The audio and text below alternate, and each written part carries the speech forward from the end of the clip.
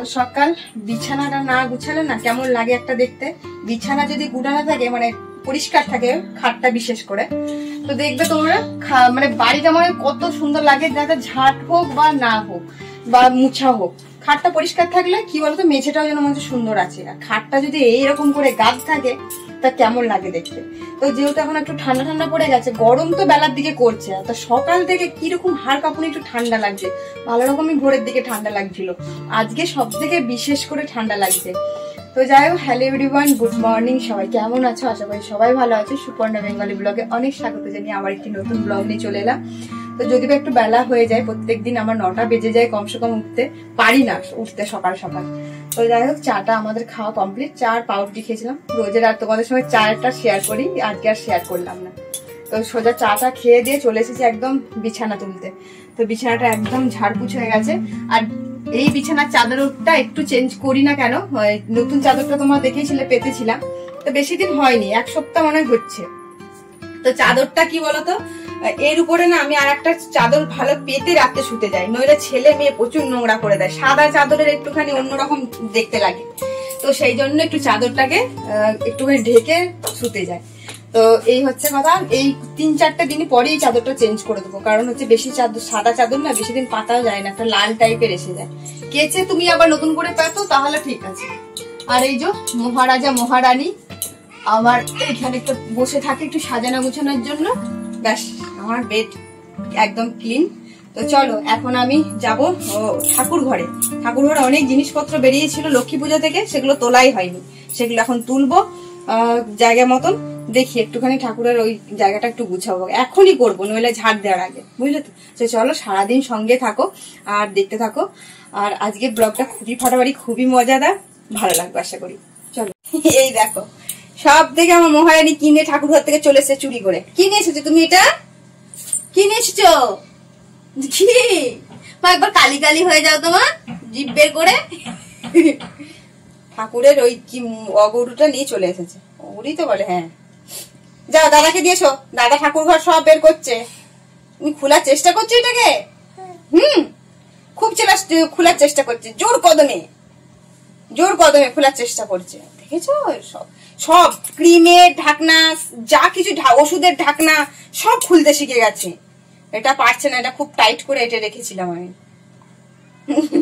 চলো চলো গুড়গুড়নি, চলো সন্ধ্যা, চলো যাও। দাদা কি করছে চলো একবার, চলো দেখি, চলো চলো চলো চলো।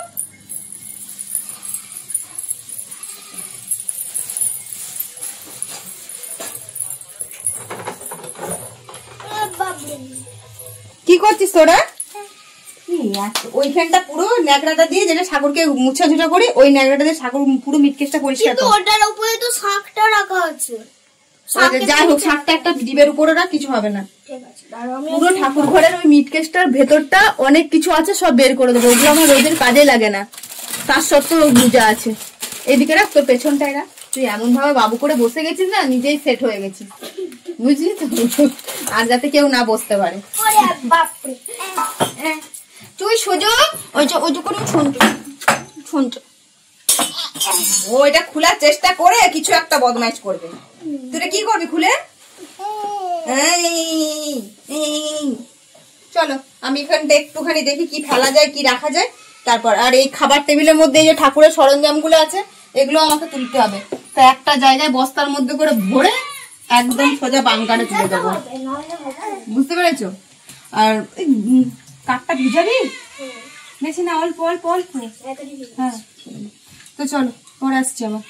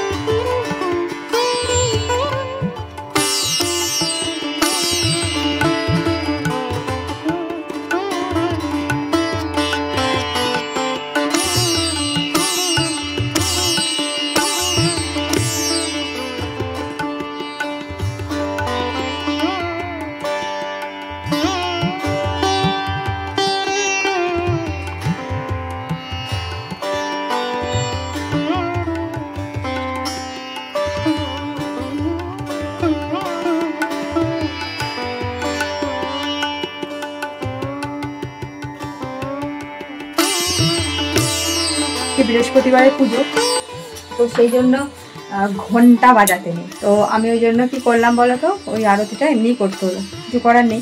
তো যাই হোক পুজো দিয়ে একদম সুন্দরভাবে, আর বৃহস্পতিবার পুজোটা একটু টাইম লাগে যেহেতু ঘর টট পরিষ্কারের ব্যাপার থাকে, তো সেই জন্য। চলো তোমাদেরকে একবার দেখিয়ে দিই কোনখানটা কি আমরা পরিষ্কার করলাম, বুঝলে তো?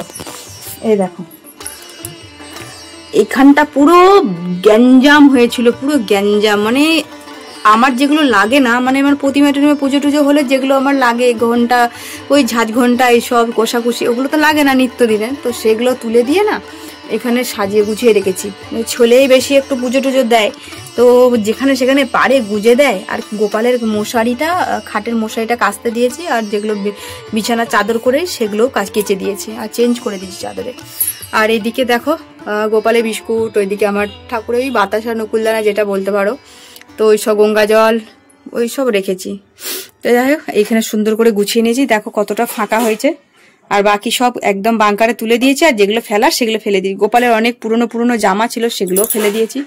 আর স্থলপদ্ম ফুল, বাপরে বাপ, দেখো মানে আমার ঠাকুরের থেকে স্থলপদ্ম ফুলে একটু বেশি, কি সুন্দর দেখতে লাগছে, তাই না? তো চলো, রান্না বান্না আজকে সেইভাবে কিছু হবে না, আজকে সিম্পল খাওয়া দাওয়া, আলু সেদ্ধ ভাত আর কপালে হাত। তো স্নান করে একদম এই জামাটা পরেছি, এই জামাটা না বাইরে আর পরার মতো নয়, সেই জন্য একটু বাড়িতে পরেছি। জামাটা চারিদিকে ছিঁড়েও গেছে, সেটা আর দেখাচ্ছি না, তো ওই জন্য এই জামাটা একদম বাড়িতে পরবো কিছুদিন হলো, তারপর একদম বাতিলের খাতায়, এমনিতেই যেখানে থাকে সেখান থেকে বাতিলের খাতায় ফেলেই দিচ্ছিলাম, তো ভাবলাম স্নান টান করে একবার পরে একদম বাতিলের খাতায়। হ্যাঁ, মেয়েকে স্নান করিয়ে আটাই সেদ্ধ খাইয়ে তারপর ঘুম পাড়িয়ে দিয়েছি, বুঝলে তো? আর এখন খাবো একটুখানি, কিছু একটা জলখাবার খাবো বলতে পান্তা ভাত খাবো, জানো তো? পান্তা ভাত অনেকটা ছিল, তো সেই জন্য পান্তা ভাত খাবো। আর চুলটুল কিচ্ছু আঁচড়াইনি, বুঝলে তো? একদম কি বলবো। তো যাই হোক, বাড়িতে থাকি মানে সবসময় যে সাজুগুজু করে থাকতে হবে তার কোনো মানে নেই। আর কি বলে, হ্যাঁ আমার এমনি সব কিছু কাজ টাজ হয়ে গেছে, শুধু ওই খাবো, তারপর রান্না বান্নার দিক করে যাবো। আজকে বেশি কিছু রান্না বান্না হবে না বলেই দিলাম, আর একটু আলু সেদ্ধ ভাতই করছি, ফেনা ভাত খাবো। তো আজকে সময় নেই, একদম সময় নেই, হাতে অনেকটা বেজে গেছে। জলখাবারটা খাচ্ছি একদম দুপুরে লাঞ্চেই বলতে পারো, আর লাঞ্চের টাইমটা একদম সেই বিকালে। তো চলো,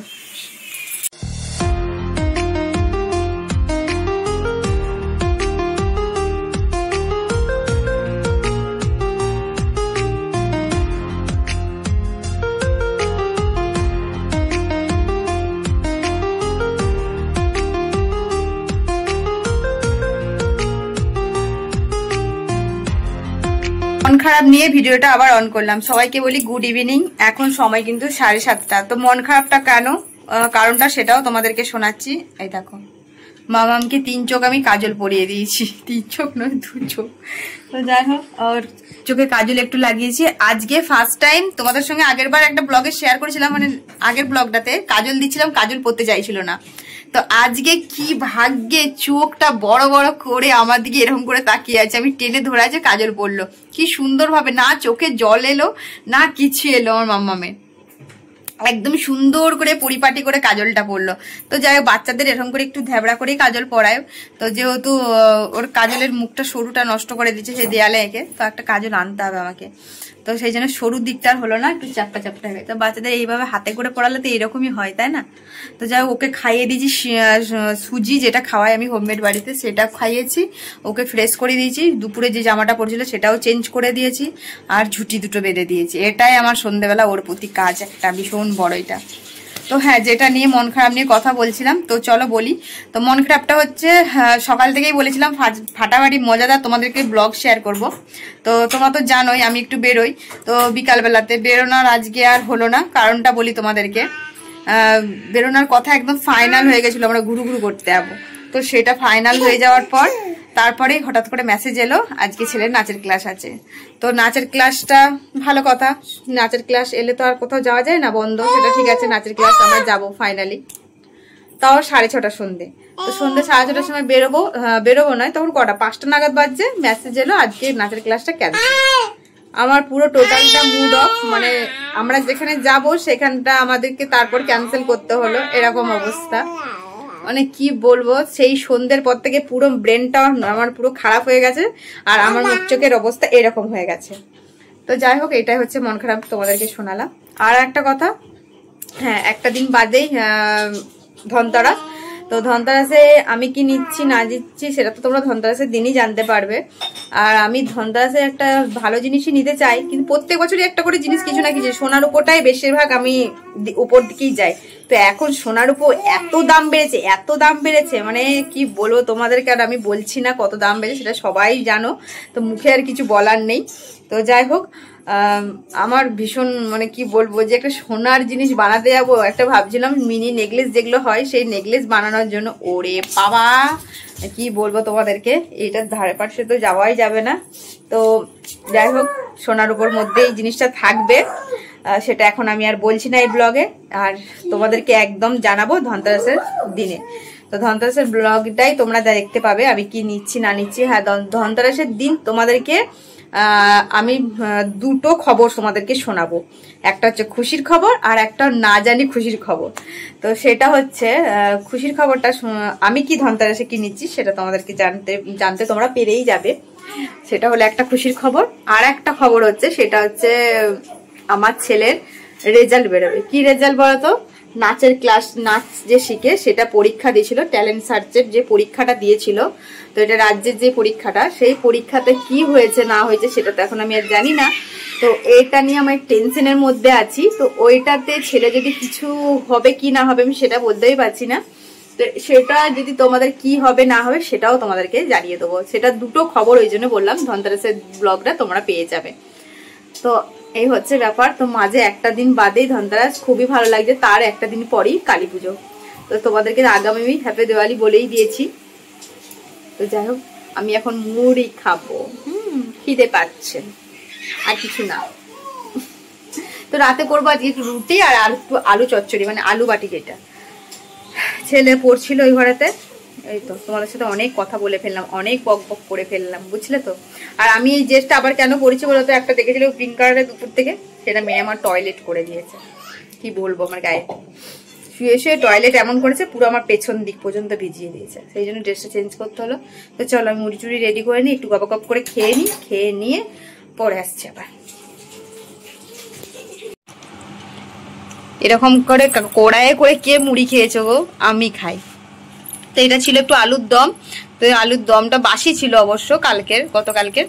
আর এটা দিয়ে আর একটু আলু সেদ্ধ মাখা ছিল, এটা সেই সকালবেলার, সেইটা দিয়ে আর পেঁয়াজ দিয়ে এটা এখন আমরা খাবো, দিয়ে পেটে দম নিয়ে লড়াই করব। তোমাদেরকে দেখিয়ে দিলাম যে আমি সন্ধ্যেবেলা কি টিফিন করছি। চলো খেয়ে নি।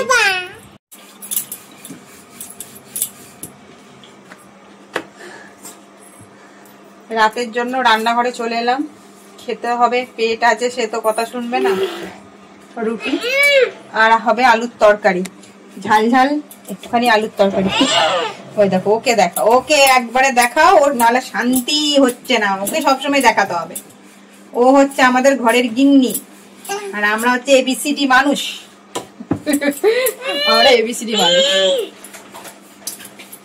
সব দিয়ে কি বলতো, এই পোকার জন্য আমার সব জানলা ফাল্লা বন্ধ করা, একটা জানলা খুলতে পারছি না। আর এদিকে গরমে আমি পুরো ঘেটে যাচ্ছি, আর বাইরে বেশ ঠান্ডা পড়ে গেছে, বাইরে বেরোনাই যাচ্ছে না, এত ঠান্ডা লাগছে। তো ঘরের মধ্যে মনে হচ্ছে জানো কি বলবো, 40 ডিগ্রি তাপমাত্রা, গরম, বেশ গরম আছে, আর ঘাম দিচ্ছে আমাকে প্রচুর। আমি রুটি করছি তো আমাকে গরম করছে। তো যাই হোক, আটা শর্ট ছিল বলে একটু ময়দা আমাকে দিতে হয়েছে। তো রুটিটা করার জন্য খেয়াল ছিল না, আটাটা শেষ হয়ে গেছে। তুই শুধু জল খেয়ে যা, বুঝলি তো। চলো আমি রুটি তরকারি করে নিই ঝটপট করে। তো ভিডিওটা আমি এখানে এন্ড করে দিচ্ছি, কারণ আলুর তরকারি, আলু বের করে রেখেছি, ওই 3টে আলু পড়ে আছে আমাদের মাত্র, আর কিছু নেই। তো আলুর তরকারি আর রুটি হবে, ডিম ফিম কিচ্ছু ভাজবো না আজকে, বৃহস্পতিবার, এমনি তো আমি এসব করবো না। তো চলো আজকের মতন ভিডিওটা এন্ড করে দিচ্ছি রুটি বানাতে বানাতে। তো চল, টাটা, গুড নাইট। ভালো লাগলে যেটা সাবস্ক্রাইব করে দিও, পাশে থেকেও সাপোর্ট করো। Tata, good night, sweet dream.